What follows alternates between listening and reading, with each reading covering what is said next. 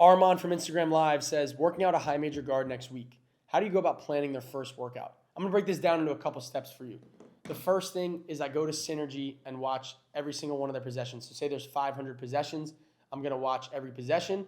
While I go through these 500, I'm going to select the ones that I feel like could be valuable when I show them. So now let's say there's 120 possessions that I selected out of the 500. I'm now going to export them and go to Adobe, Final Cut, or iMovie, whatever editing software I use, and I'm going to add them all to that software. I'm going to go through each of the 120, and I'm going to make titles and categorize them. So maybe say pick and roll ball handler, spot up catch and shoot, finishing, driving, defense, whatever. We categorize them. Now we put them into it. We could probably cut down from 120 to even 35 to 40. We only need a couple clips per category. And now we're going to break that down. Another thing I love to do with the film breakdowns is add NBA player comparisons. So say your player struggles to finish through contact.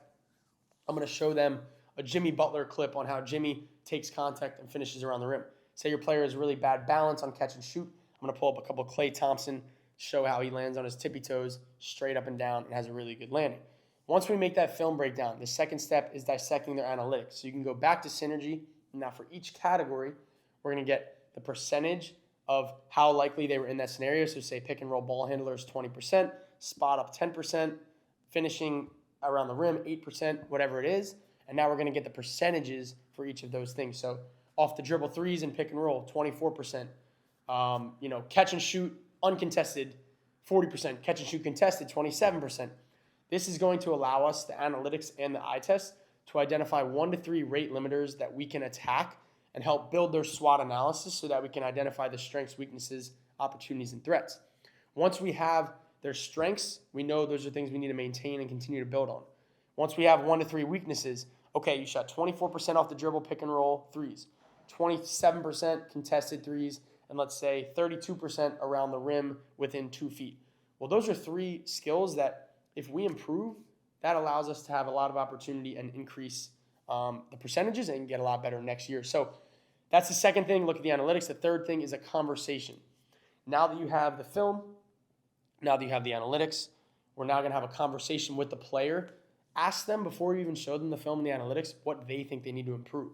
You'd be surprised. A lot of times they're totally off with what they think they need to get better at. Sometimes they're aligned.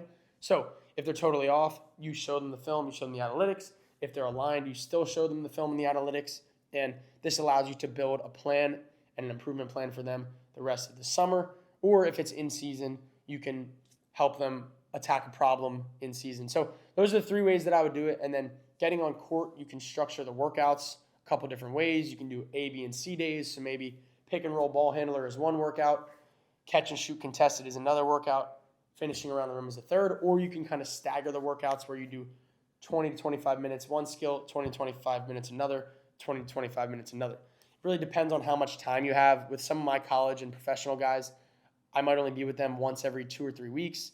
I might only see them 2 days in 8 weeks, so we have to be very intentional with that time. So typically, I like to only focus on 1 to 2 things so that we can fix it. They can go back to their game. That's an in-season thing, and see direct results. Off-season, we have a lot more time so we can attack the weaknesses a lot more and really build it. So that's how I would go about working out a high major player. It definitely takes a lot of work, but it will separate you from other coaches and trainers that maybe just show up and put them through random drills. So if you want to get more high major players, it's a great way to go about it. If you want to learn how I got countless NBA, WNBA, and high major clients myself, I have a trainers and coaches community. The link's in the bio. I'd love to have you inside where we teach my player development methods, 4 different methods, technical skills, drill design with small-sided games, ball handling mastery and fluidity, as well as shooting. And then once we master player development, we increase your value. I teach basketball trainers how to scale their business to $5K to $20K per month. We've done this with countless trainers and with our business. So we'd love to help you out. If you're interested, click that link below or shoot me a message and we'll get started.